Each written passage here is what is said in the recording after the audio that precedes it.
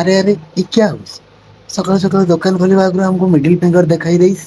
ମାଲିକ ଆଜିର ସକାଳର ପ୍ରଥମ ଫୋନ ରିପାରିଂ କରିବାକୁ ଯାଇଥିଲା ଗୋଟେ କିପ୍ୟାଡ ଫୋନ ଯାହାର ଚାର୍ଜିଂ କନେକ୍ଟର ପ୍ରୋବ୍ଲେମ ଥିଲା ଏବଂ ଆମେ ତାକୁ ଫଟାକ କି ସଲ୍ଭ କରି କଷ୍ଟମରଙ୍କ ହାତକୁ ବଢେଇଦବା ଆଗରୁ ଆମର ଡଗିସ ଭାଇ ଆସିଗଲେ ଆମ ଦୋକାନ ଆଗକୁ। ଡଗିସ ଭାଇଙ୍କ କଥା ବୁଝି ସାରିଲା ପରେ ଗୋଟେ ଡିସପ୍ଲେ ପକେଇବା ପାଇଁ ଗୋଟେ ଫୋନ ଆସିଯାଇଥିଲା ଏବଂ ସେଇ ଫୋନକୁ ଆମେ ରିପେୟାର କରିବା ପାଇଁ ତୁରନ୍ତ ବାହାରି ଯାଇଥିଲୁ। ତ ସେଇ ଭିତରେ ଆପଣ ମାନେ ବି ଯଦି ମୋବାଇଲ ଡିସପ୍ଲେ ପକେଇବାକୁ ଚାହୁଁଛନ୍ତି କମ ରେଟରେ ତ ଆମ ଦୋକାନକୁ ଆସନ୍ତୁ। ଏବଂ ଡିସପ୍ଲେ ପକେଇବା ସହିତ ସୁନ୍ଦର ସୁନ୍ଦର ଗିଫ୍ଟ ମଧ୍ୟ ନେଇଯାଆନ୍ତୁ। ତ ମାଲିକ ଲୋକେସନ ଟା ହେଲା ନାଉଗା ରୋଡ ସିଙ୍ଗିପୁର ବଜାର ମା ମୋବାଇଲ କେୟାର। ତାପରେ ଆସିଗଲେ ଆମ ଦୋକାନକୁ ଗୋଟିଏ କଷ୍ଟମର ଯାହାଙ୍କର ଶହେ ଗୋଟେ ରିଚାର୍ଜ କରିବାର ଥିଲା। ତ ଆମେ ବି ଡେରି ନକରି ଭାବ ଚିନ୍ତକ ନ କରିକି ଆମେ ବି ରିଚାର୍ଜ କରିବା ପାଇଁ ରେଡି ହେଇଗଲୁ ତାପରେ ଆଉ ଗୋଟେ ଫୋନ ଆସିଥିଲା ବ୍ୟାକ୍ ଲାମିନେସନ ପାଇଁ ଯେହେତୁ ସେ ହାର୍ଦ୍ଦିକ ପାଣ୍ଡ୍ୟାଙ୍କର ଫେଭରେଟ ଫ୍ୟାନ୍ ଥିଲେ। ତ ତାଙ୍କର ମୋବାଇଲ ର ବ୍ୟାକ୍ ଲାମିନେସନ କରିଦେଲୁ ଆପଣ ବି ଯଦି ଚାହୁଁଛନ୍ତି ବ୍ୟାକ୍ ଲାମିନେସନ ପାଇଁ ତୁରନ୍ତ ଆମ ଦୋକାନକୁ ଆସନ୍ତୁ। ଏବଂ ସୁନ୍ଦର ସୁନ୍ଦର ବ୍ୟାକ୍ ଲାମିନେସନ କରିକି ଯାଆନ୍ତୁ। ଲାଷ୍ଟରେ ଗୋଟେ ଭିଭୋ Y12 ସେଲ କରିବାର ଥିଲା ତ ଜଣେ ଭାଇ ଆସିଥିଲେ ସେକେଣ୍ଡ ହ୍ୟାଣ୍ଡ ଫୋନ ନବା ପାଇଁ।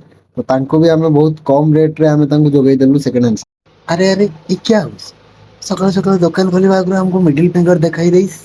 ମାଲିକ ଆଜିର ସକାଳର ପ୍ରଥମ ଫୋନ ରିପାରିଂ କରିବାକୁ ଯାଇଥିଲା ଗୋଟେ କିପ୍ୟାଡ ଫୋନ ଯାହାର ଚାର୍ଜିଂ କନେକ୍ଟର ପ୍ରୋବ୍ଲେମ ଥିଲା ଏବଂ ଆମେ ତାକୁ ଫଟାକ କି ସଲ୍ଭ କରି କଷ୍ଟମରଙ୍କ ହାତକୁ ବଢେଇଦବା ଆଗରୁ ଆମର ଡଗିସ ଭାଇ ଆସିଗଲେ ଆମ ଦୋକାନ ଆଗକୁ। ଡଗିସ ଭାଇଙ୍କ କଥା ବୁଝି ସାରିଲା ପରେ ଗୋଟେ ଡିସପ୍ଲେ ପକେଇବା ପାଇଁ ଗୋଟେ ଫୋନ ଆସିଯାଇଥିଲା ଏବଂ ସେଇ ଫୋନକୁ ଆମେ ରିପେୟାର କରିବା ପାଇଁ ତୁରନ୍ତ ବାହାରି ଯାଇଥିଲୁ। ତ ସେଇ ଭିତରେ ଆପଣ ମାନେ ବି ଯଦି ମୋବାଇଲ ଡିସପ୍ଲେ ପକେଇବାକୁ ଚାହୁଁଛନ୍ତି କମ ରେଟରେ ତ ଆମ ଦୋକାନକୁ ଆସନ୍ତୁ।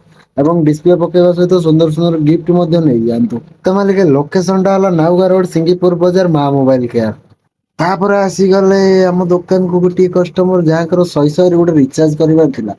ତ ଆମେ ବି ଡେରି ନକରି ଭାବ ଚିନ୍ତକ ନ କରିକି ଆମେ ବି ରିଚାର୍ଜ କରିବା ପାଇଁ ରେଡି ହେଇଗଲୁ ତାପରେ ଆଉ ଗୋଟେ ଫୋନ ଆସିଥିଲା ବ୍ୟାକ୍ ଲାମିନେସନ ପାଇଁ ଯେହେତୁ ସେ ହାର୍ଦ୍ଦିକ ପାଣ୍ଡ୍ୟାଙ୍କର ଫେଭରେଟ ଫ୍ୟାନ୍ ଥିଲେ।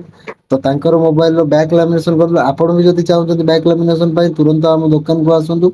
ଏବଂ ସୁନ୍ଦର ସୁନ୍ଦର ବ୍ୟାକ୍ ଲାମିନେସନ କରିକି ଯାଆନ୍ତୁ। ଲାଷ୍ଟରେ ଗୋଟେ ଭିଭୋ Y12 ସେଲ କରିବାର ଥିଲା ତ ଜଣେ ଭାଇ ଆସିଥିଲେ ସେକେଣ୍ଡ ହ୍ୟାଣ୍ଡ ଫୋନ ନବା ପାଇଁ। ତ ତାଙ୍କୁ ବି ଆମେ ବହୁତ କମ ରେଟ ରେ ଆମେ ତାଙ୍କୁ ଯୋଗେଇଦେଲୁ ସେକେଣ୍ଡ ହ୍ୟାଣ୍ଡ।